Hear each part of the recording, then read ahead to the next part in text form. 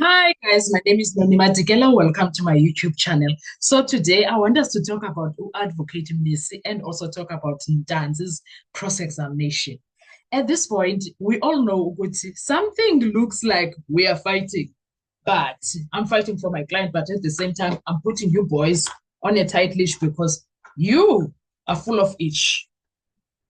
That is what Umnisi, those are the vibes Umnisi is giving. Tell me why that Umnisi uh why Uram Sipile opens doors and leaves them open and then says Mnisingen. He says Mnisingen. Umnisi comes in and when he opens these doors, Uramza opens. He's like, it's open like this by Ramza. And then Umnisi is like opening a slide door like that. Do you know those malls that have walk-in doors? When you come in, they are closed. And then when you get closer, it opens. That's what Umnisi did to that situation. Because Umnisi brings the Mjiako issue at hand, and then he brings it up in a very tight, clean manner, and exposes a lot of things, and also put the judge on the line, on the crossfiring lie, and it's like what he was doing. It was saying, I'm coming for all of you. He's first dealt with Ubaloy, finished with him, and then he came for the judge. He came for the judge and was like, I don't have time for this. You are all in this together. I don't care. But someone must account. I don't care who accounts. So now, Umnisi gives Untanzi an opportunity to ask questions that are relevant. Izinto zokubuzwa, guys.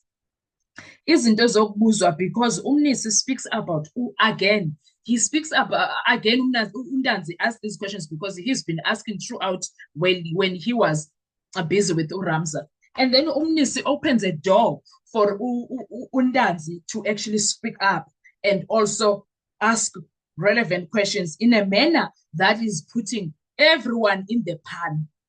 Everyone is getting into a frying pan that has fish oil, cooking oil there.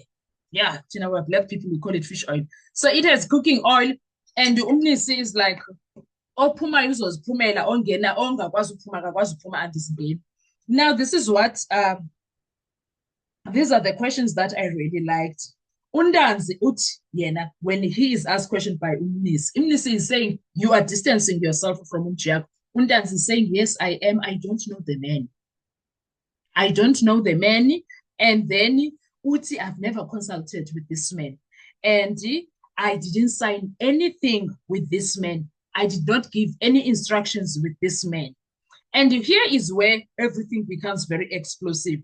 Undanzi says, I want to know, it is very important, guys, who sent Mjiako? This is me sitting here. I want to know, that was Danzi. I want to know who sent Mjiako, who paid him, because nothing about this, his presence, wherever I was, is making sense. So I want to know those things. Who told Mjiako I was arrested? That was Danzi asking. Who instructed him to come to me? That was Danzi asking the question. Who paid him? That was Danzi asking the question.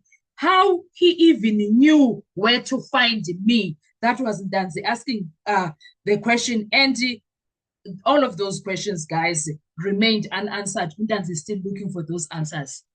And Unis Ute, you will find out very soon. And he also says, I will let you be. You will speak with your lawyer, and your lawyer will help you with finding out about all your questions. Now, Undanzi explain, Umnisi takes asks Undanzi regarding, there came a moment that should make every legal mind in South Africa pause, because Undanzi explains why he wanted to open a case against his own supposed lawyer.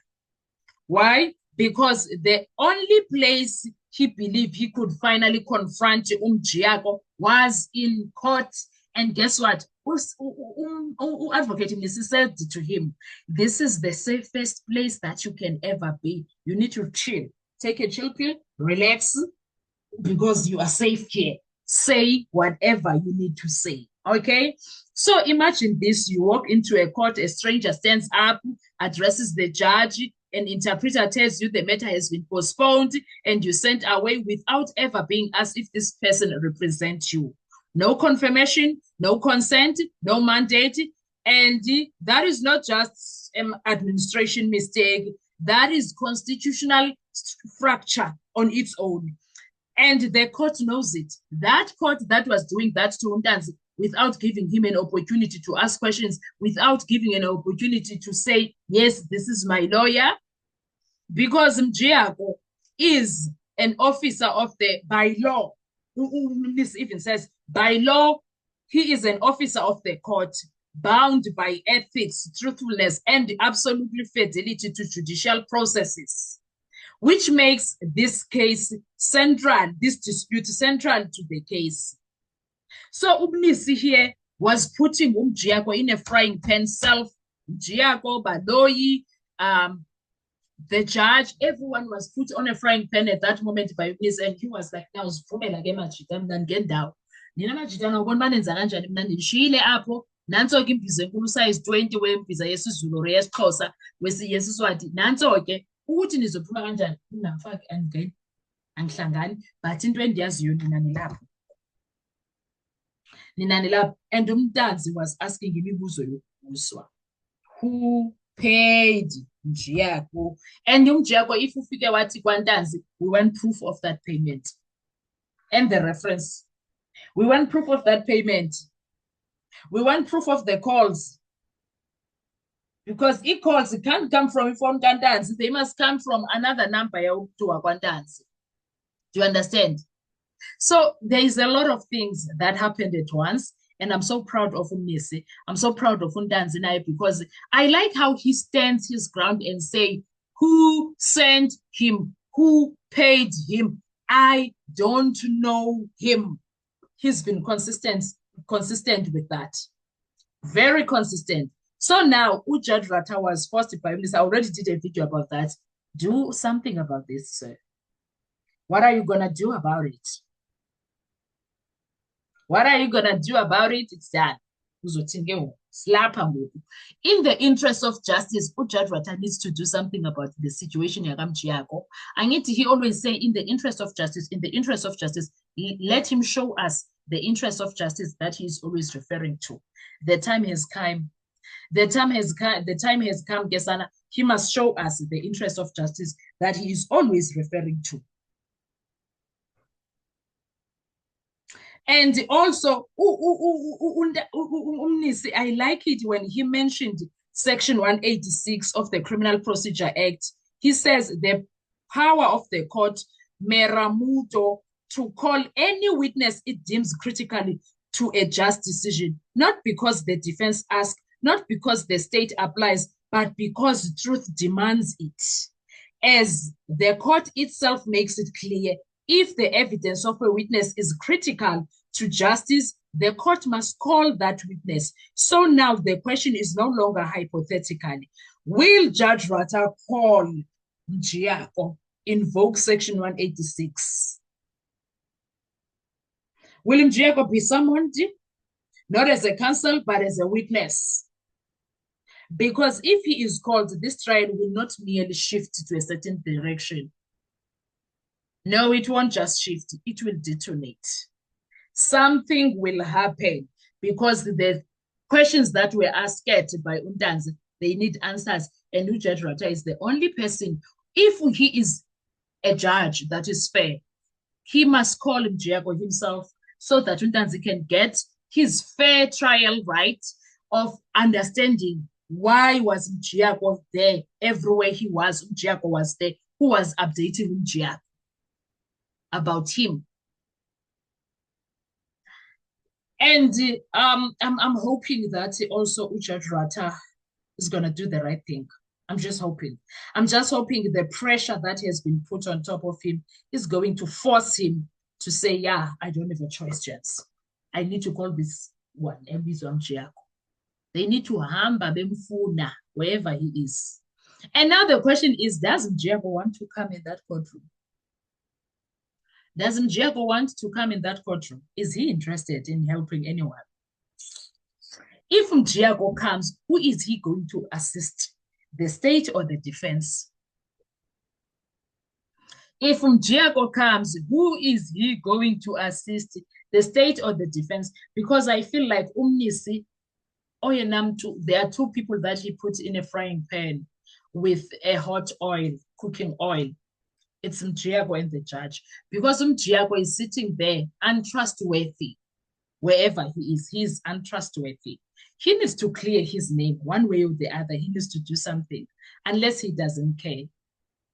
Unless he doesn't care. And I have my theory as to if Gininda is the one that brought Mjego here. Mjego, if you would remember, there was in newspapers that he was arrested for cigarette smuggling or something. Cigarette, there was a truck that was, yes, what you call? If someone robbed a truck, there was a robbery, hijacking, yes, hijacking of a cigarette truck, if I put that correctly, and also armed robber, yes, armed robber. His name was somewhere there. And then the next thing we also hear about him working for the city of Joburg, and also, in fact, the time that 2020 he was working for the city of Joburg. Prior that he was working for SAPS Crime Intelligence. Do you see Uguti Ugininda is not being quite honest when he says he doesn't know Mjego? That can't be true. If Mjego was working for crime intelligence at some point in his life, Ugininda could have met with Mjego in the corridors of the offices, even if they did not sit in the same office. Especially if Mjego was a legal advisor, an investigator that says, I've never met. No, guys, no. Unless, of course, I'm not saying that is the case, but if Mjego had those cases and they went nowhere, nothing happened to them, the next thing he does, I wonder how many people he presented, he acted as a legal lawyer for them or acted on their behalf. And also that FFC that does not belong to him. There's a lot of things that are not making sense. But nonetheless, the bottom line, the video is about the questions that are being asked by Ndans that are relevant. The suicide, the career suicide on Mjego now, and the frying pan that has Jadrat, Mjego, and Baloyi and Gininda. What are your thoughts when it comes to that? Let's talk with comment section. I'll see you on our next video. Bye-bye.